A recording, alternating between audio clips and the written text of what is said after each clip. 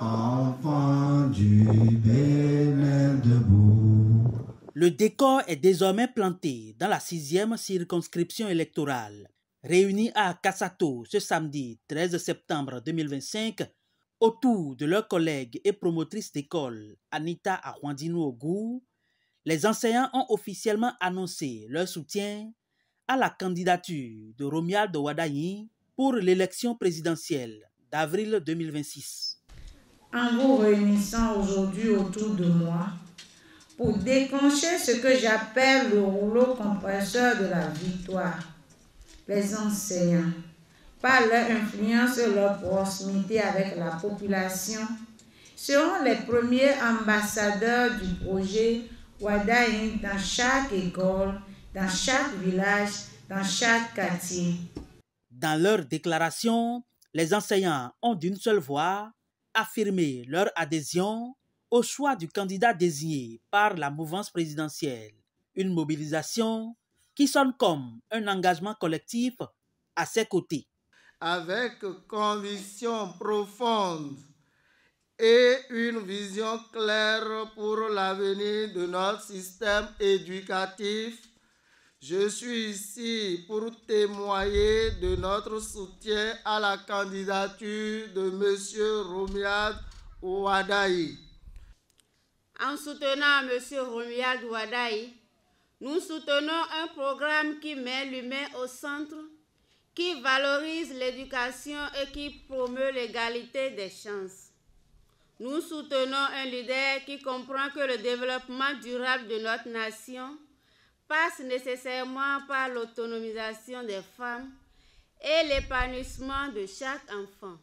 Nous sommes ensemble pour mieux agir et pour la victoire écrasante au soir des élections en 2026. Au-delà de l'annonce, ces enseignants lèvent un coin de voile sur les motivations de leur soutien.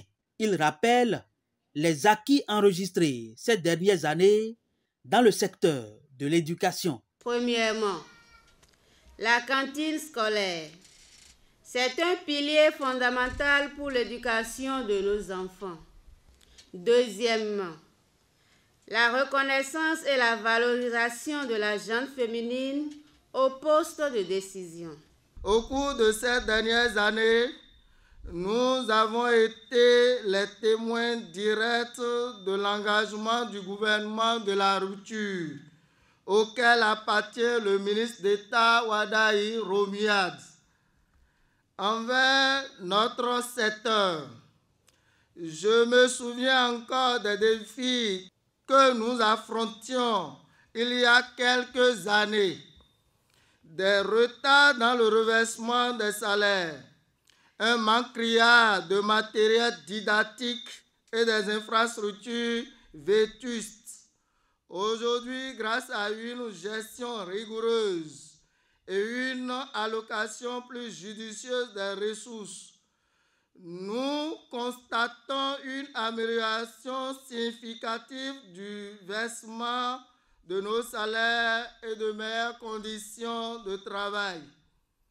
On ne peut pas ignorer les efforts qui ont été faits pour rénover et construire de nouvelles écoles, pour équiper nos salles de classe et pour nous offrir des formations continues.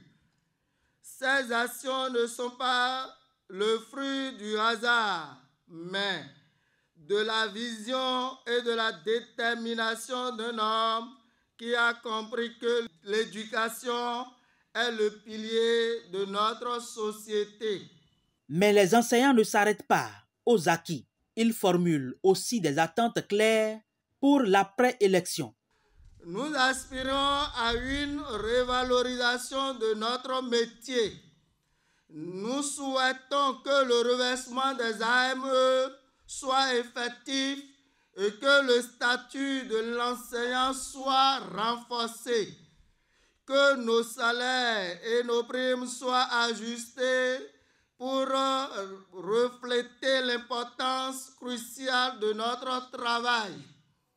Nous attendons de meilleures conditions de vie, notamment des logements décents et des services de santé accessibles pour nous et notre famille.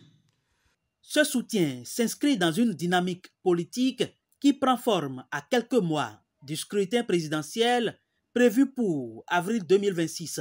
Romuald Wadaye, ministre d'État et candidat de la mouvance présidentielle, pourra compter sur les enseignants de la 6e circonscription électorale, désormais engagés à porter son message jusque dans les écoles, villages et quartiers.